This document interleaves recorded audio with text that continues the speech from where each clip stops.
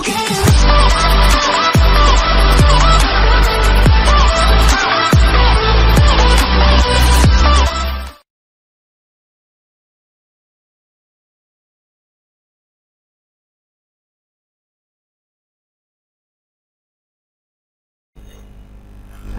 আসসালামু আলাইকুম। Adobe Illustrator CC টিউটোরিয়ালে আপনাদের স্বাগতম। টিউটোরিয়ালের এই পর্বে আমরা শিখব ইলাস্ট্রেটরের প্যানেল নিয়ে কাজ করা। তো আমরা কিভাবে একটা সুন্দর ওয়ার্ক স্পেস তৈরি করতে পারি এবং এটা সেভ করে রাখতে পারি সেই জিনিসগুলো আমরা শিখব। আমাদের এই পাশের এই অংশটা হলো ইলাস্ট্রেটর প্যানেল।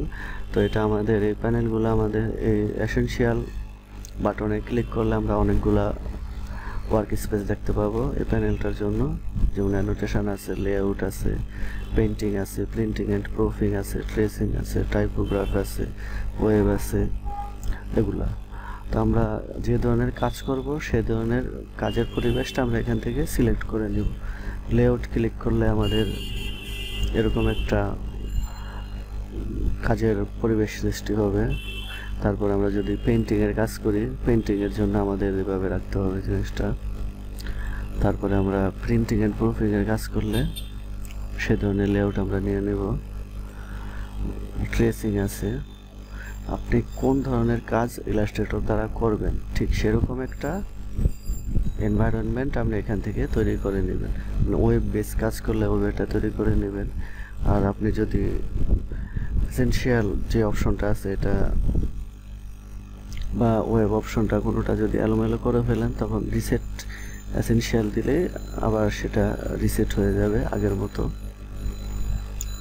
তা আমাদের এখানে আমরা আবার নিজেদের মতো করে কিছু অ্যাড বা ডিলিট করতে পারি।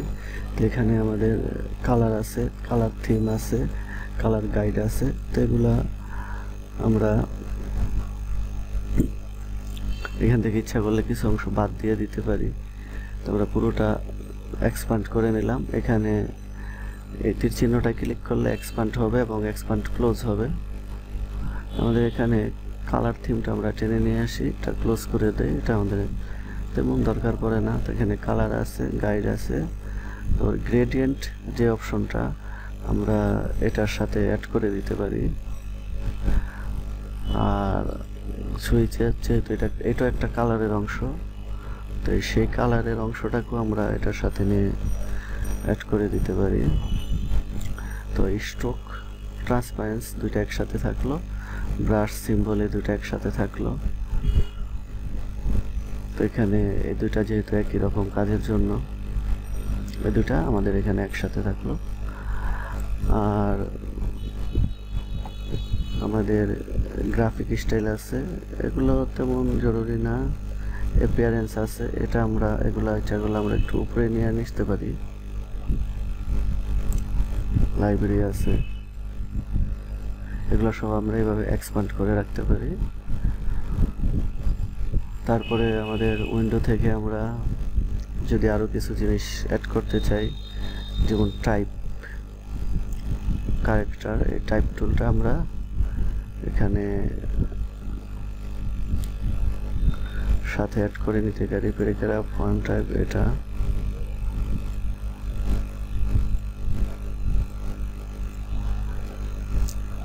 তারপরে আছে আমাদের এখানে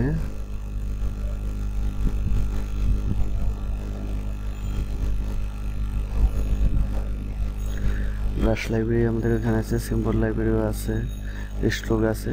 নেভিগেটরটা আমরা নিয়ে নিতে পারি এদিকে ডকুমেন্টস নেভিগেট করার জন্য।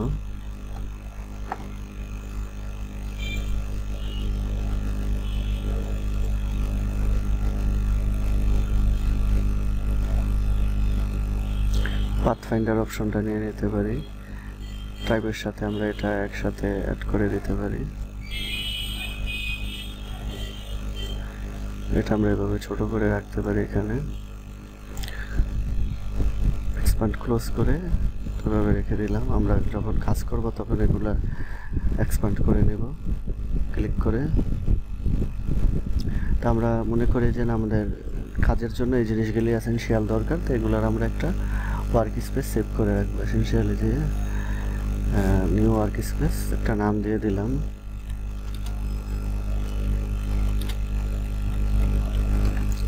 Work space. ওকে, তো এটা আমাদের মাই ওয়ার্ক স্পেস হিসাবে থাকলো।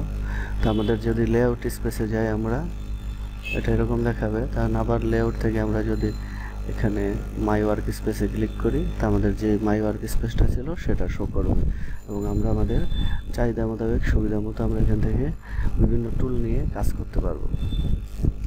এই হলো আমাদের ইলাস্ট্রেটর প্যানেল নিয়ে কাজ করা এবং প্যানেল সেটিং করা, এবং আমরা একটা নিজেদের মতো একটা ওয়ার্ক স্পেস তৈরি করে সেটা সেভ করে রাখা।